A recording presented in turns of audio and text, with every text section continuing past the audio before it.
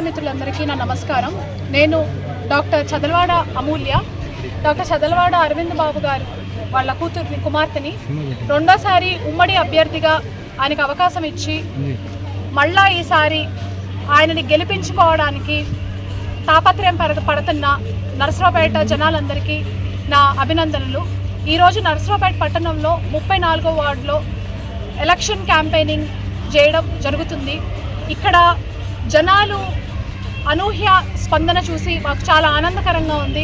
Already TDP గెలిచామా, YCP గద్దె దించామా అన్నట్టుగా ఈరోజు ఈ వార్డులో జనాలు మాకు ఇచ్చిన రెస్పాన్స్కి చాలా ఆనందపడుతున్నాము. అలాగే ఇక్కడ జనాలు వాళ్ళ బాధలు ఏవైతే ఉన్నాయో మాకు చెప్పుకోవడం జరిగింది. అందులో ముఖ్యంగా చాలామందికి ఇళ్ల పట్టాలు ఇచ్చి ఇళ్ల స్థలాలు ఇవ్వట్లేదు. ఇంకొకటి సాగునీరు అంటే వాటరు, ఇరిగేషన్ వాటర్ ఎవరికీ లేవు. అంటే ఇంటి వాటర్ కానీ యూజ్ చేసుకోవడానికి వాటర్ సౌకర్యం లేదు. ఇంకొకటి ఇంట్లో ఉన్న వాళ్ళ కూతుర్ల బిడ్డలకు కానీ వాళ్ళ పిల్లలకి కానీ ఎవరికి ఉద్యోగాలు లేవు. అట్లానే వాళ్ళు డ్రగ్స్కి బానిసలు అయ్యి ఇంట్లోనే ఉంటున్నారు అన్న బాధ ఎక్కువ వినిపిస్తుంది. సో ఇవన్నీ దృష్టిలో పెట్టుకొని జనాల కోసం ఈసారి వాళ్ళు ఒకటయ్యి ఈ ప్రభుత్వం ఏమీ చేయలేదు అని గుర్తించి ఒకే ఒక్కసారి ఎందుకంటే 2 టర్మ్స్ 10 సంవత్సరాలు ఈ వైసీపీ గవర్నమెంట్ని గెలిపించుకున్నారు.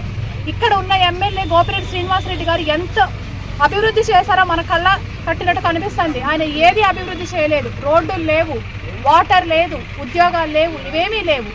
సో జనాలందరూ ఇవన్నీ గుర్తుపెట్టుకొని టీడీపీ ఉమ్మడి అభ్యర్థిగా అరవింద్ బాబు గారిని గెలిపించుకుంటే రానున్న రోజుల్లో ఉచిత విద్య, ఉచిత వైద్యము, అలాగే పెన్షన్లు సరిగ్గా అందరి వాళ్ళకి పెన్షన్లు ఇప్పిస్తాము.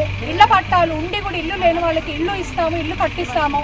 అలాగే ఏదైతే ఈ ఉద్యోగాలు లేకుండా నిరుద్యోగులుగా ఉన్న కుర్రవాళ్ళకి కానీ యంగ్ ఏజ్ పీపుల్కి కానీ వీళ్ళందరికీ మేము ఉద్యోగాలు ఇప్పిస్తాము. ఇదే మా హామీ. నమస్తే. ఈ క్యాంపెయినింగ్ ప్రోగ్రాంలో నాకు తెలిసింది ఏంటంటే జనాలు చాలా వ్యతిరేకంగా ఉన్నారు. ప్రస్తుతం ఉన్న ప్రభుత్వం మీద చాలా వ్యతిరేకత కనిపిస్తుంది. అంటే మేము ఏ వార్డుకి ప్రచారం చేయడం మొదలు పెడుతున్నా వాళ్ళ అసమ్మతి, అంటే జనాలందరూ ఎంత అసమ్మతితో ఉన్నారో మాకు క్లియర్ కట్గా, అంటే వాళ్ళ మొహాల్లో కానీ వాళ్ళ స్పందనలో కానీ క్లియర్ కట్గా మాకు తెలుస్తుంది ఈరోజు. ఎందుకంటే ఇప్పుడున్న ప్రభుత్వం వాళ్ళ పథకాల పేరులతో ఏదో పెన్షన్ల పేరులతోనో లేకపోతే అమ్మఒడనో ఏదో పథకాల పేరులతో వాళ్ళకి డబ్బులు ఇచ్చి సోమరిపోతులను చేస్తున్నారు జనాల్ని. వాళ్ళు ఏంటంటే వాళ్ళకి వాస్తవాలు తెలియట్లేదు. ప్రభుత్వం ఇచ్చే పథకాలకు బానిసలైపోయి వాళ్ళు ఇచ్చే డ్రగ్స్కి యువత బాగా మత్తు పదార్థాలతో వాళ్ళని వంచన చేసుకుంటున్నారు. గవర్నమెంట్కి వాళ్ళకి పనిచేసేలాగా మత్తులో ఉంచేసి వాళ్ళ కొరకు, ప్రభుత్వం కొరకు పనిచేసేటట్టు చేస్తున్న తీరు మాత్రం అందరూ ఖండిస్తున్నారు. యాజ్ ఎ డాక్టర్గా చదువుకున్న ఒక ఆడబిడ్డగా చెప్తుంది ఏంటి అని అంటే, యువతని ఇట్లాగా అంటే డ్రగ్స్ ఇచ్చి ప్రమేయం పరిచి వాళ్ళ గవర్నమెంట్కి పనిచేసేటట్టు చేసే తీరు పోవాలి. అట్లానే యువతకి ఇప్పుడు చాలామంది ఒక 30% యువత నిరుద్యోగులుగా రోడ్డుల మీదగానో మేము ఇప్పుడు చూస్తున్నా కూడా వార్డుల్లోకి వస్తుంటే ఏ వార్డులోకి వచ్చినా కూడా బయట రోడ్డుల మీద యువత గంజాయి కొట్టి బీడీలు కొట్టి ఖాళీగా నుంచుంటున్నారు.